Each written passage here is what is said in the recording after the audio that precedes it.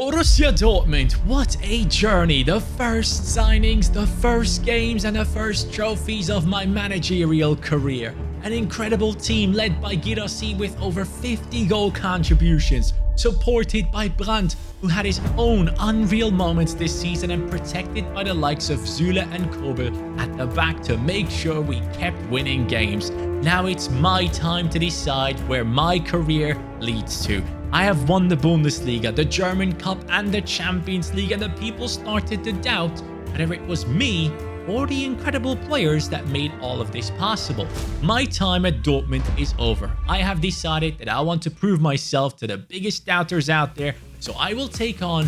Yes, Johnny mate, who will you actually take on? Well, first of all, let's turn this room color from the likes of red to the likes of blue. Does that give you a hint?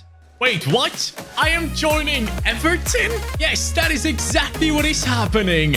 This past season, Everton only finished in the 15th position with 38 points, minus 15 on the goal difference. But why would I choose Everton? I just won the treble. Well, the reason behind this decision is history. 9-time English champions, 5-time cup winners, the blue side of Merseyside in a historic city.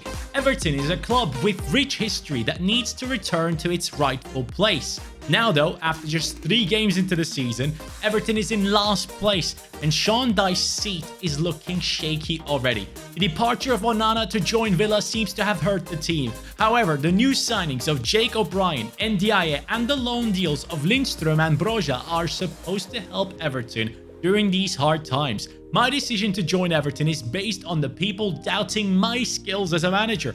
People said it wasn't me at Dortmund, it was the players. I've come to Everton to prove my worth in building up a fallen giant. So let's meet the team. Are you ready for this? This is Everton in the 25-26 season. Yes, we were obviously at Dortmund and now we joined Everton. So the team has developed in its own way, and I have to say, it looks interesting to say the least. We are looking at still Dominic Calvert-Lewin up top with some dude named Cordova behind him who I have never heard of, honestly, 27-year-old Mexican.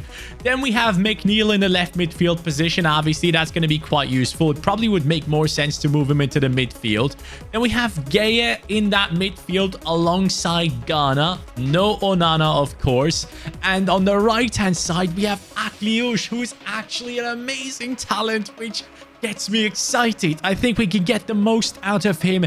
And then we have Patterson at right back, who's a very young and talented player, as we all know. Branthwaite is still here, which is huge. And no more Tarkowski, but instead Morato from Benfica. Now, a couple of these players in this team excite me a lot. Morato, Branthwaite, Akliush. We are looking at Pickford still in goal, which is going to be obviously very helpful. Justin at left back, no Mikolenko. That really sucks, but man, we also have O'Brien here, who is obviously one of the new signings, and the same for Ndiaye. But as you can tell, no Lindström, no Broja. Based on development plans, there are a couple of players that won't be growing. First of all, it is Pickford. Then it is Calvert-Lewin, which doesn't surprise me. We have Michael Keane in that list. Justin, the left back that we just looked at, he is another one that possibly won't be growing in this team, along with the likes of Mantalos, who I don't know who he is, and Dokore, who we obviously all know and remember. What that says to me is that we have to spend money. And at Everton right now, we have about 64 million euros, which means I will have to possibly let go of a couple of players before I can make the right moves. And I know what you're thinking. What about the Dortmund boys? Look, for me, it's obviously clear that I absolutely loved the Dortmund side that we had built. It was so much fun to have these players, including the likes of Adam Wharton, perform on a weekly basis for us, with Niklas Süle turning into a legend towards the end, and obviously Kobel having his moments as well. But the one thing that really sticks out to me is, just because I, as a manager, have decided to go from a team that has won the treble down to a team that is competing against relegation, basically, doesn't mean that these guys have to go on that journey with me, even though I personally would love to take some of these guys with me, but Everton as a club need to prove themselves before we can sign any of these players. And that brings me to my objectives this season. First up, I have to earn the right to sign a Dortmund player by being in the top 8 by January. If I do so, I can buy one of our Dortmund players that I really want in this team. Second objective will be to have the most assists in the league with one of our players. I want everyone to know we have an absolute baller in our team. Third objective will be to sell one of our starters to one of the historic top 6 clubs by January. It's only natural to do so and will be a tough obstacle to overcome. My first move was clear. I need to bring in more money, and Calvert-Lewin was the easiest choice. We know he ain't growing, and I am receiving 20 million. Yes, 20 million from Nottingham Forest for Calvert-Lewin. And that man is walking out the door as well. It's Doucouré. He is leaving to go to Istanbul and join Osimhen at Galatasaray. I can't believe Osimhen has gone to Gala. What the hell is happening to football? And one man that everyone wanted to see gone and everyone was seemingly very happy it happened is Neil Maupay is leaving the club officially. Not just on a loan deal like he has done in real life, but for real this time. Goodbye, Maupay. Do your antics somewhere else. All those moves now leave me with Chermiti, the talented sporting talent, up top at striker with a 74 rating and 94 million to use for this transfer window. Everton's new number 9 is Sergio Camello. And now you might be wondering, who? What are you talking about? Well, lads, this man had a massive moment this summer. He was always highly rated as a talent, but during the Olympia, in the final, he comes on against France when it's 3-3. He steps onto the pitch, scores 2 goals. Spain win 5-3 in the end, and he is one of the main reasons as to why they pulled that off. So for me, it was clear. I wanted someone talented. I wanted someone who is currently doing a great job and showing a lot of promise. Someone that Everton could possibly sell on for tons of money, or at least invest little into and get a lot back. 30 million is the price. Camello, you're here now, my friend. 75 pace, that's not great, but his shooting is already up there with 77. 79 dribbling, 4-star, which you guys know I love. And as we go down here, he's right-footed, medium work rate, 23 years old. And obviously, he's from Spain with the play style of technical. But as always, just like it is going to be in this career mode as well, every single episode, you guys in the comments and watching this video get to decide the player of the episode, and that person gets a playstyle plus for the next epi. But this time around, if someone gets it 3 times, they hold on to that playstyle plus forever. Seems like some teams are aware of my third objective this season. Manchester City wants to purchase Jordan Pickford, but I gotta say, he's gonna be one of the most important players in his team, so no.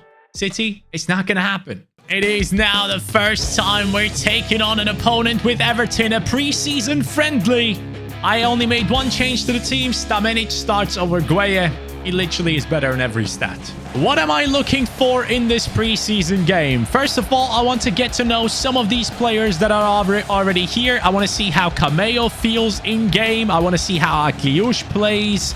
And most importantly, I want to see the stability of our defense, specifically on that left-hand side with Justin. And also Patterson, who is a young lad, actually. All right, we're already getting torn apart. 1-0 straight through our defense. Eintracht Frankfurt with Moukoko. Of course. I sold him at Dortmund. He's still haunting me. Oh, Cordova. There he goes. That's the cam I don't know. Okay, buddy. I see you. Cordova, 27-year-old Mexican. He's making a good impression. Cordova. Camello, nice dribbling. Keep going, Camello. I'm really impressed. There we go. Okay, lads. 2 players stepping up big time. Camello and Cordova. Didn't think it was going to be Cordova, but very happy that Camello makes a great first impression. That game actually ends 2-1. I did run through the entire game, though, and I must say a couple of players did stand out. Camello, obviously, alongside Cordova, but also Patterson. His physicality, his pace is amazing in that right back spot. he's definitely one I would love to build up. Branthwaite was very solid in that defense, but obviously we made a little bit of a mistake initially, letting them through so early. But Stamenic caught my eye. This Australian lad in the team, no, sorry, New Zealand. Oh boy, I just offended a whole country. This man from New Zealand actually stepped up really nicely in his role. 6'2", has a bit of a stature about him, but even though he is low rated, I might actually give him a chance. One thing that stood out to me though is McNeil as a left midfielder is not fun at all. He is slow like a snail. Based on the pace that we have in the team, with the likes of McNeil with 71 pace, Akliush with only 76, really doesn't make sense to play this team with wide players. So I thought, you know what? Let's go 4-2-3-1 narrow. That way, we can actually tuck these players in somewhat and have them interact with the team in a way that is actually beneficial. So Ghana actually holds that center midfield spot. Cordova remains in the middle for now. I don't know for how long. Akliush is going to be going over to the right. McNeil is going to stay on the left. And I will be changing everyone to a cam. Akliush actually goes up to a 79 thanks to that. McNeil doesn't change. If I want to reach the top 8 with Everton, I have to work my magic. So it is time to continue signing players, and it's another Spanish lad. It is Sergi Cardona from Las Palmas. I think this is going to be a quality signing. One to remember by the end of this journey with Everton. James Justin plus 12 million. This is the deal, and he comes in with a 78 rating. 82 pace, 76 defending, 74 physicality, left-footed obviously, 6'1". You guys know I like my physical fullbacks. He comes in with that, and he has the anticipate playstyle on him as well. Cardona, you and Cameo are the 2 Spanish players I've brought into this team.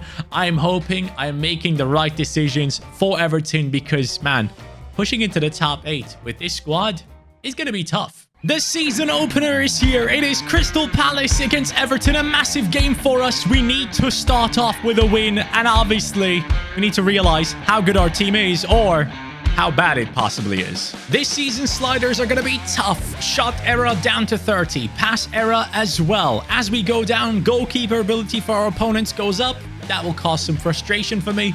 And also their first touch control error goes down. Obviously, ultimate difficulty, with everything else turned on, like player-based difficulty and competitive modes, all that. Solid tackle from Stamenic starting off. He's someone that we're going to pay a lot of attention to. Solanke, beautiful pass into Eze. I can't get there. Luckily, we do take him out, and he does not score. Gonna need that. That did not work out. Solanke being chased down by Branthwaite. Branthwaite, solid stuff from you, mate. He's going to be such an important player for us, but I am scared that he's going to be the one that the top 6 clubs will want to sign. Akliush. There we go. Nice play. Cordova. Oh, Cordova. The thing is, I absolutely love his name. Cordova is just a sick one. McNeil, nice steal. Go on, the lad. Cordova. No, that is Cameo. Playing it into McNeil. Dwight McNeil. Can you do this for me? Dwight McNeil. It is Cordova. 42nd minute. Honestly, he was like the #1 on my list to get rid of. But no. He is forcing his way into this team as a starter now. And I can't say I'm disappointed. This is incredible. About 60 minutes into the game, we are making a change. Akliush coming off and Diaya coming on just so we can see if he's actually good. Oh. Uh-oh. Get that away, Pickford. That's why you keep Pickford. Even if he doesn't grow, we need him in there. What just happened there? Oh, no. I'm open. I'm open. All the way open. Pickford again. Keeps us ahead. 3 points for Everton if he keeps going. Okay, Ghana, I am not a big fan of. He feels horrible in game, I must admit. Stamenic on the other side with 3 ratings below him. Amazing. So Stamenic might stay. Ghana might have to go or drop to the bench. Lads, we have won our first game in the Premier League against Crystal Palace. It wasn't easy. It was hard work, and Pickford, I appreciate it.